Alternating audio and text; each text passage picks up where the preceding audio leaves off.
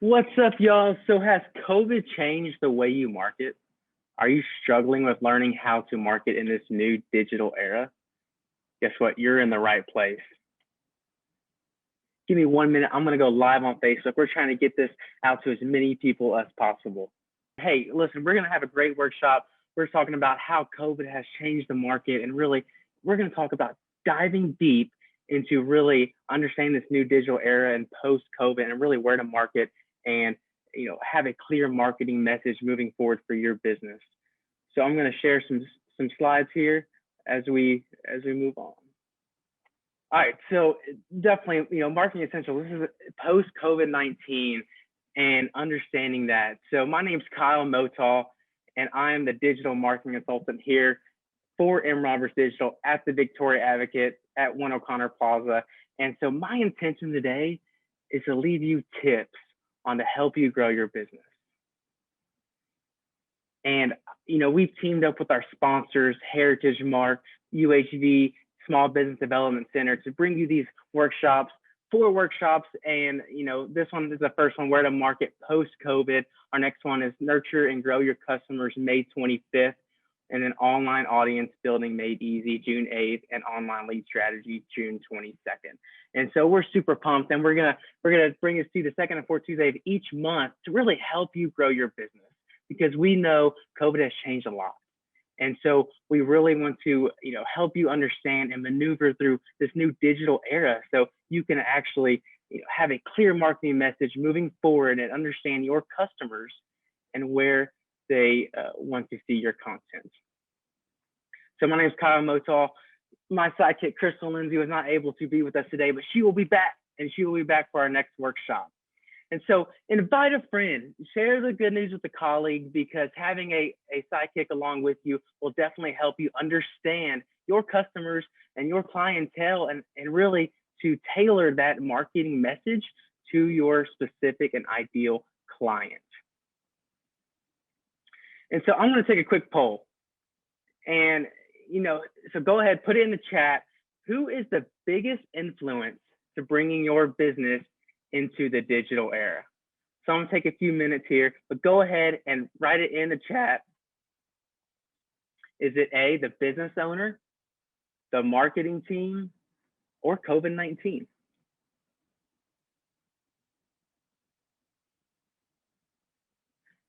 So go ahead, put it in your chat, and really like to see what y'all's thoughts are here.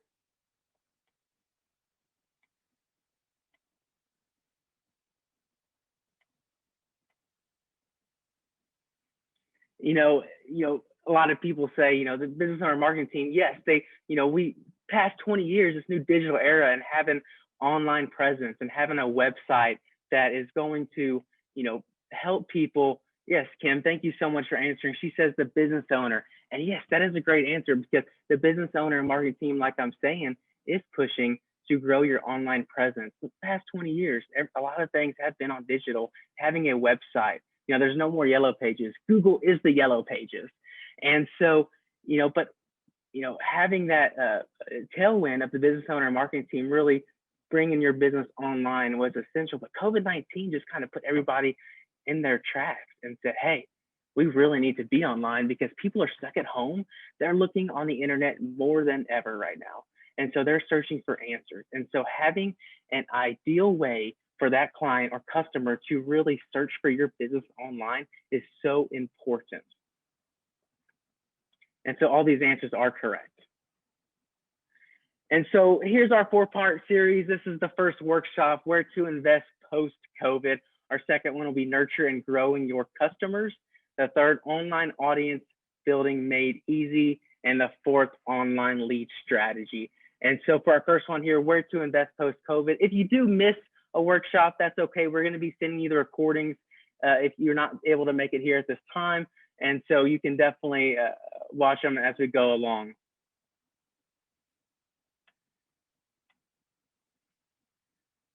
And so here it is, all about our new digital era. And so what we do know is e-commerce revenue is up in the United States 42%. Wow. And so what we know is online is more important than ever. And so people are searching for answers. And so having your business online for a way to streamline your process. So let's differentiate the two here for a second. Let's say you're a service business where you an insurance agent, for example, or you're a barber or a stylist. Having a way for somebody to go online and get a quote or to book an appointment is very important. Streamlining that process, because people, the bottom line is people are unwilling to make a phone call. And so making it easy as possible for them to go on your website or your Facebook page to, book an appointment or get a quote, that is really important, because it is going to be a way for you to differentiate yourself from your competitors. If you do not have a way to streamline your process on your website, people are just going to go to your competitors. Then simple as that. So having it as easy as possible for somebody to do that. If you're offering a product, and this is where e-commerce, for example, having a way for your customers to buy your product online is so important, because people now more than ever are actually going to pay that premium of that higher price for shipping, for example, because it's more convenient for them. It's more convenient for them to purchase online than actually physically go into the store. And so streamlining that process is very important. So e-commerce is going to continue to rise by 2024. And so people, like I said, people will pay more online to have that convenient tailored service for them, so it can make it easy as possible for them so they don't have to leave their house. So the good news is the COVID dark ages are almost gone. That's what we know, right? And we know a lot of businesses have gone dark during that time, because it was very, it was just, we didn't know what was going on. And so people were stuck at home. There's a lot of uncertainty. And so 43% of this nation is vaccinated. So that, that's the good news. But 56% of people are saying they still want to hear and they still want to have awareness around businesses to understand that they are keeping them safe. And so whenever people are going into business, they want to be able to know that, hey, this business is clean, they're sanitizing, they're wearing masks, it's appropriate. And so they are keeping us safe so we can enter the store. And so having a way to build awareness around this is so important. If it's on social media, to where you're, boosting out social media posts to your customers and to your clients to really have that awareness and spread the news that you are taking precautions and really keeping everyone safe. And so within a month here, masks will probably be irrelevant. And so how will you keep them safe? And that's what I'm talking about, is really having that awareness around your business so people will come in and buy. And so now this leads me to, this slide, which is like, wow, where am I going to advertise? Where should I push my products, right? We have so many choices and it can really get overwhelming. It really can. And so what kind of content am I going to push out? Should I put on Snapchat? Should I put it on Instagram? Should I put it on Facebook? And really it boils down to your ideal client. And so along with it, I know there's a lot of moving parts and pieces. There's a lot of websites. There's a lot of, a lot of marketing where you can market your products, but it's all about your clients and really understanding that buyer persona and knowing where your clients are hanging out. Are they hanging out on Facebook? Well, on Facebook, it's most likely going to be the ideal place for you to push your product and really keep them warm during that buying process.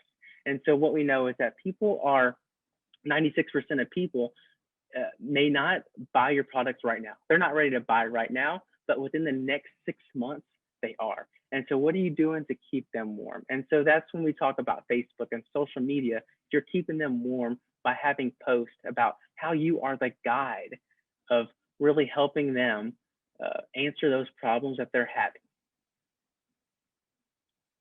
And so I know it can be overwhelming to market with so many different marketing options.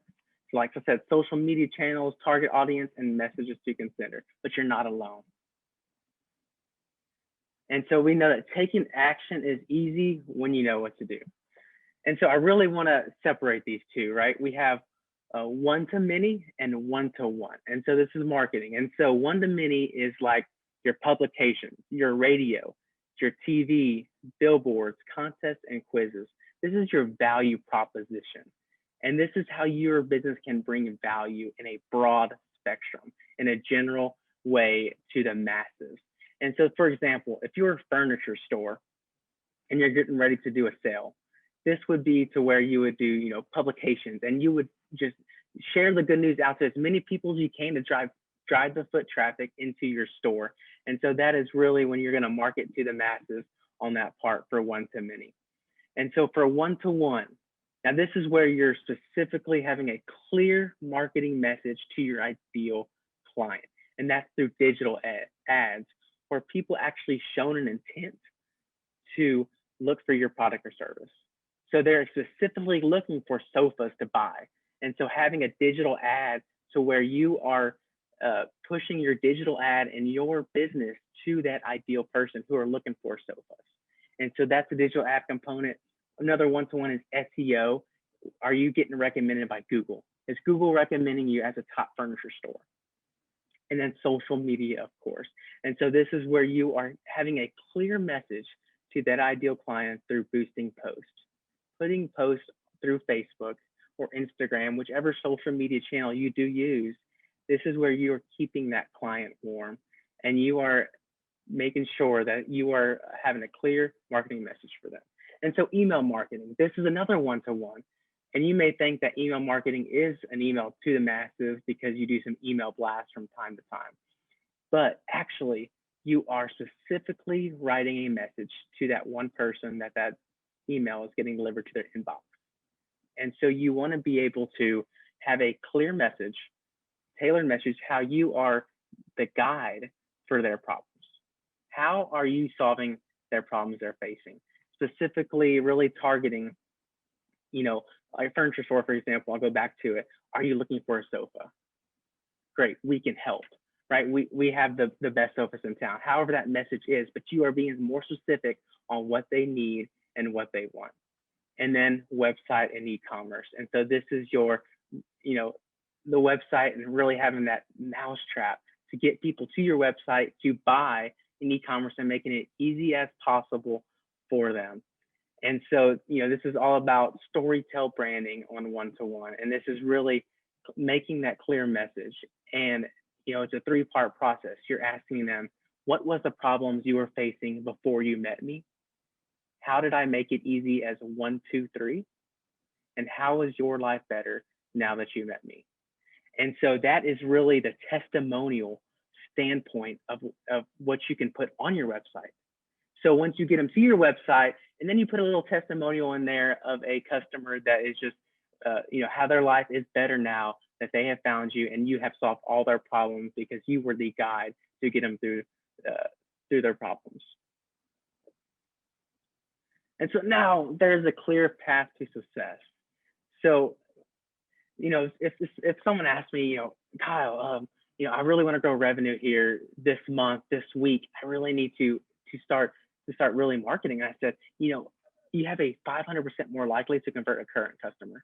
And so what are you doing to cultivate your current customers? These are the people who already know, like, and trust you. These are cultivating your existing clients.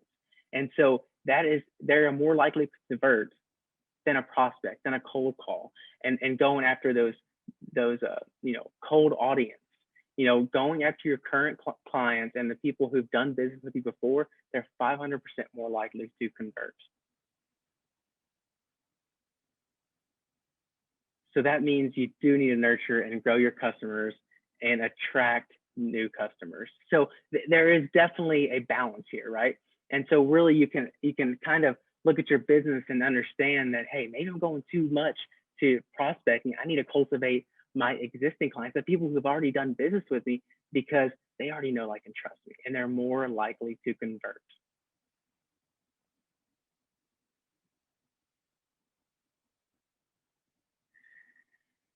And so really improving that ease of doing business online is so important. Making it easy for someone to really, have that way to go to your website, to get a quote, to book an appointment, to buy your product is so important. And making it easy for them now more than ever, through the pandemic, because people are online and they're searching for answers.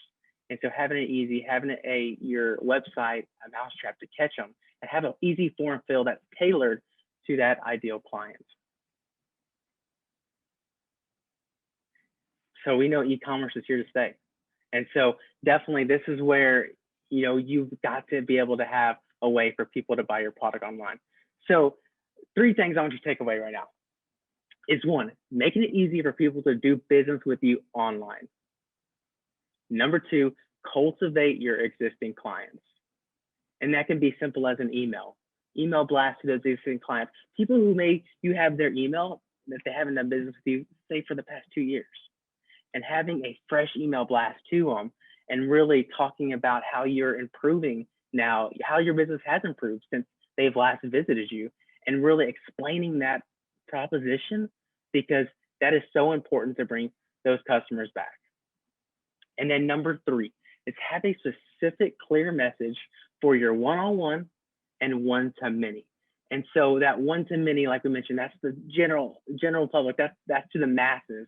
And so it's going to be a different message than it would be for someone who is one-on-one, who is looking for a specific service or product that you offer.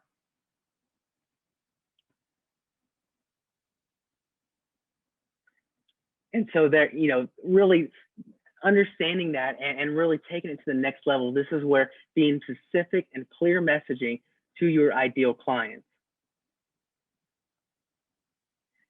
But really, the main nugget I want to share with you today is you are here to understand where to invest post-COVID. I'm here to tell you the best thing you need to do is invest in yourself. Having a clear, specific message to explain how you're the guide can solve and how you can solve the problems your customers are facing. And so the next workshop, we're going to talk about how to nurture and grow your customers. So we're really going to nail down deep on how to grow that existing client base. And we're going to talk about how to nurture and grow them, because it's so important, because those people already know, like, and trust you, and really, investing in them to grow your business. But right now, you need to have that foundation of having a clear, specific message to get them to your website or your Facebook page in order to get those clients, so you can nurture and grow them later on down the road. And so really, that is the clear message, and really understanding that to really spread it out to the people who you want to do business with, your ideal client. And so with that, we are so happy to have y'all join alongside with us.